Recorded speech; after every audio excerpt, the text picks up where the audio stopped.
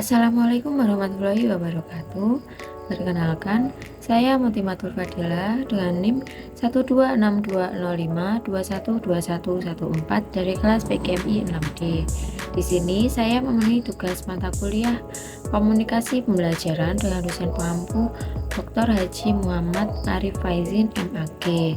Nah, berikut ini pembahasan soal dan jawaban UTS. Soal yang pertama yaitu apa yang kamu ketahui mengenai komunikasi, jenis-jenisnya, dan aspek apa yang seharusnya ada dalam komunikasi yang baik?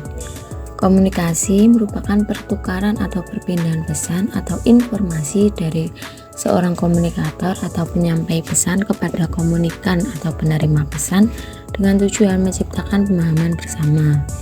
Sedangkan jenis-jenis komunikasi ada 3. Yang pertama, komunikasi verbal, komunikasi yang menggunakan bahasa tulis maupun lisan. Lalu yang kedua, komunikasi nonverbal, yaitu komunikasi yang menggunakan isyarat, gerak-gerik, gambar, lambang, mimik muka, dan sejenisnya.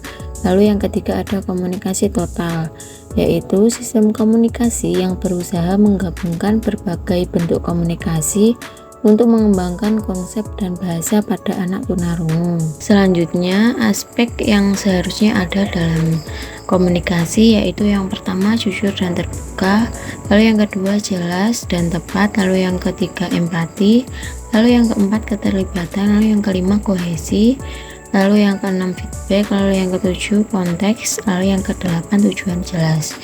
Kehadiran aspek-aspek ini dalam komunikasi dapat membantu memastikan bahwa pesan dapat disampaikan dengan efektif, dipahami dengan benar oleh penerima pesan, dan membangun hubungan yang kuat dan positif antara pengirim dan penerima pesan. Soal yang kedua yaitu mengapa komunikasi yang efektif itu penting dalam pembelajaran di sekolah dan bagaimana agar komunikasi itu dapat berjalan efektif di dalam kelas.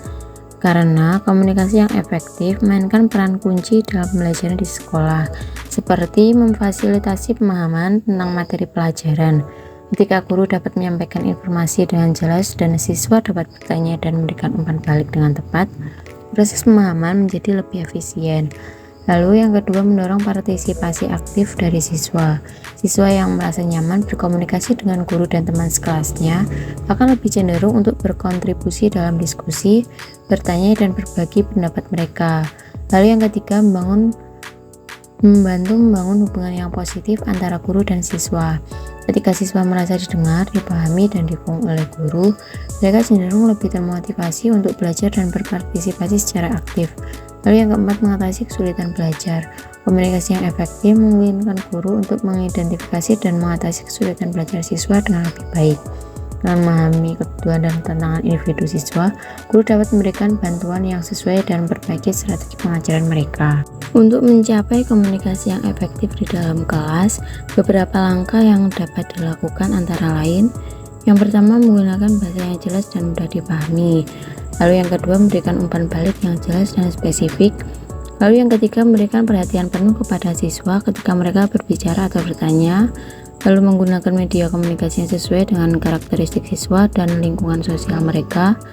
Lalu yang kelima, berkomunikasi dengan empati, memperhatikan perasaan dan kebutuhan siswa. Lalu membangun hubungan yang baik dengan siswa. Dan yang terakhir, menggunakan metode pembelajaran yang interaktif. Dengan mengikuti langkah-langkah tersebut, guru dapat menciptakan lingkungan pembelajaran yang komunikatif dan efektif di dalam kelas. Soal yang ketiga yaitu buat tahapan agar komunikasi yang baik di sekolah dapat dilakukan secara praktis dari seorang guru di dalam kelas. Jawabannya, tahapan praktis untuk menjalankan komunikasi yang baik di dalam kelas sebagai seorang guru.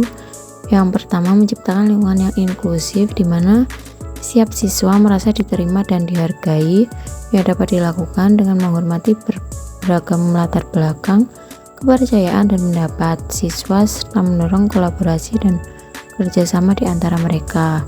Lalu yang kedua, menjelaskan harapan komunikasi di awal tahun ajaran atau setiap pelajaran dengan jelas. Bagaimana siswa dapat berpartisipasi, bertanya, memberikan tanggapan, dan berinteraksi dengan baik satu sama lain dan dengan guru. Lalu yang ketiga, menggunakan teknik komunikasi yang efektif, seperti berbicara dengan jelas, menjelaskan dengan tepat, menggunakan bahasa tubuh yang mendukung, dan memberikan contoh yang relevan, serta menggunakan nada suara yang ramah dan santun untuk menciptakan atmosfer yang positif. Lalu yang keempat, melibatkan siswa dalam diskusi, misalnya mengajukan pertanyaan terbuka yang mendorong pemikiran kritis dan refleksi, dan berikan waktu bagi siswa untuk merumuskan jawaban yang mereka sendiri sebelumnya memberikan tanggapan. Kemudian berikan perhatian penuh ketika siswa berbicara.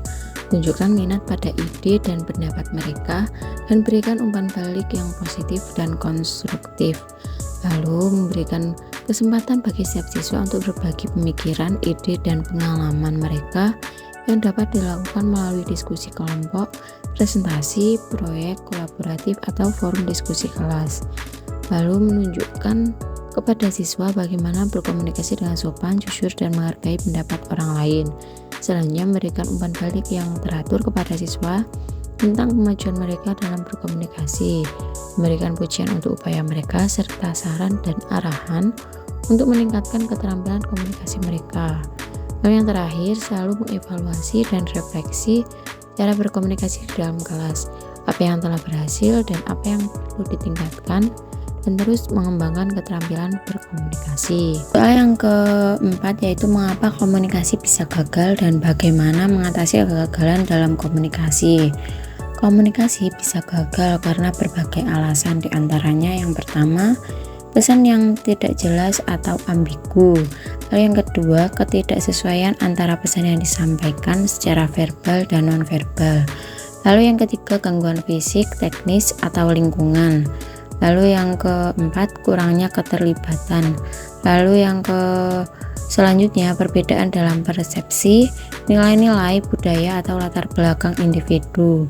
Lalu yang terakhir, kurangnya empati atau pengertian terhadap perasaan dan perspektif orang lain, sehingga dapat menghambat komunikasi yang efektif. Untuk mengatasi kegagalan dalam komunikasi, ada beberapa langkah yang dapat diambil. Yang pertama, pastikan pesan yang disampaikan jelas, terperinci, dan mudah dipahami oleh penerima pesan. Lalu yang kedua, perhatikan ekspresi wajah, bahasa tubuh, dan ton suara saat berkomunikasi. Lalu yang ketiga, pastikan lingkungan komunikasi bebas dari gangguan dan kondusif. Lalu yang keempat, pastikan bahwa kedua belah pihak yang terlibat dalam komunikasi terlibat secara aktif dan mendengarkan dengan baik. Selanjutnya, sertakan empati dan pengertian terhadap perbedaan persepsi, latar belakang, dan nilai-nilai individu dalam proses komunikasi. Dan yang terakhir, berikan umpan balik secara konstruktif tentang proses komunikasi dan sambut umpan balik dari pihak lain untuk meningkatkan keterampilan komunikasi dan berbagi proses komunikasi di masa yang akan datang. Nah, itu tadi penjelasan soal dari nomor 1 sampai dengan nomor 4. Terima kasih. Ada kurang lebihnya mohon maaf. Wassalamualaikum warahmatullahi wabarakatuh.